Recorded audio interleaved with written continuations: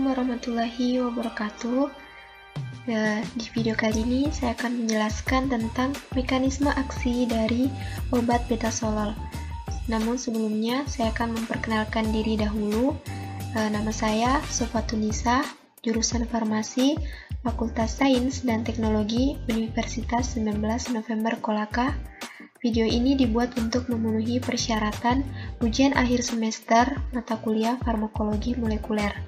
Baiklah, langsung saja masuk ke dalam penjelasan dari mekanisme aksi obat betasolol. Nah, di dalam materi ini ada 4 pokok bahasan. Yang pertama, definisi dari betasolol. Yang kedua, farmakodinamika dan farmakokinetika betasolol. Yang ketiga, patofisiologi penyakit, dan yang keempat, mekanisme aksi dari betasolol. Definisi betasolol.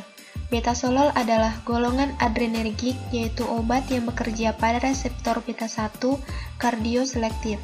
Reseptor ini merupakan reseptor yang terikat dengan protein G, sehingga disebut G-protein coupled receptor atau GPCR.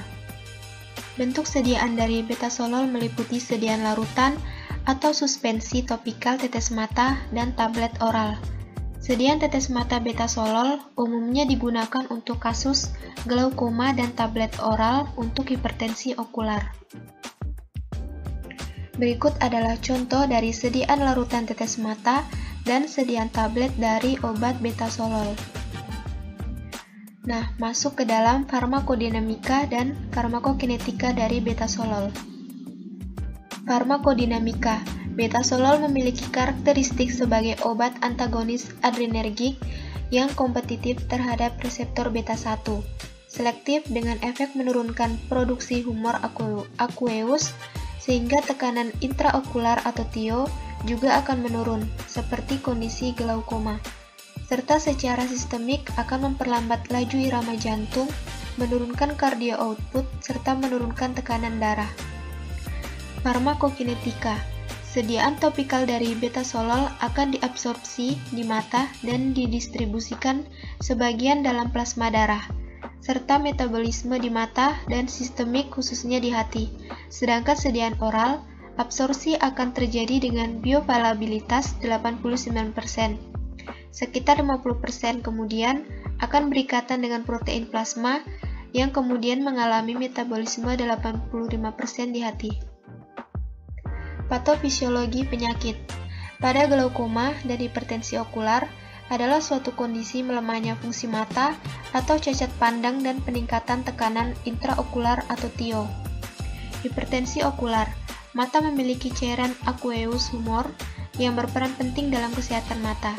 Normalnya, cairan mata ini terus diproduksi dan dikeluarkan dari mata dalam jumlah yang seimbang, sehingga tekanan mata dalam batas normal.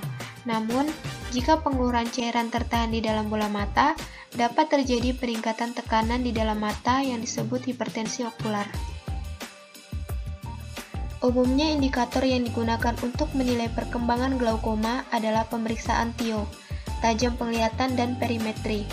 Kebutaan pada penderita glaukoma terjadi akibat kerusakan saraf optik yang terjadi melalui mekanisme akibat tekanan indikator yang tinggi atau adanya iskemia sel akson saraf akibat TIO, maupun insufisiensi vaskular yang mempengaruhi progresivitas penyakit.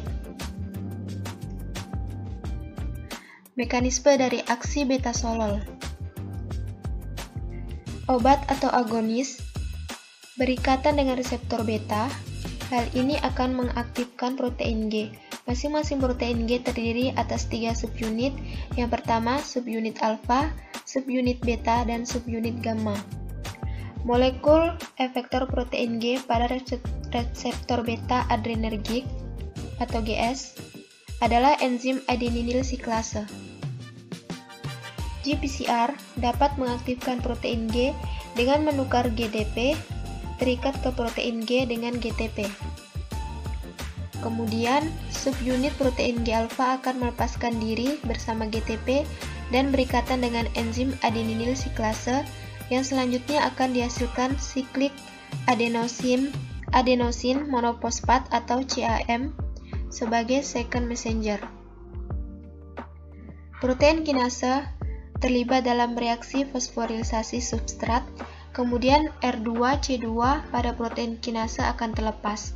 Dalam pengikatan gugus fosfat, enzim membutuhkan energi yaitu ATP, kemudian diubah menjadi ADP, selanjutnya memberikan reaksi fosforilisasi substrat yaitu enzim PO4 yang akan menimbulkan efek biologis.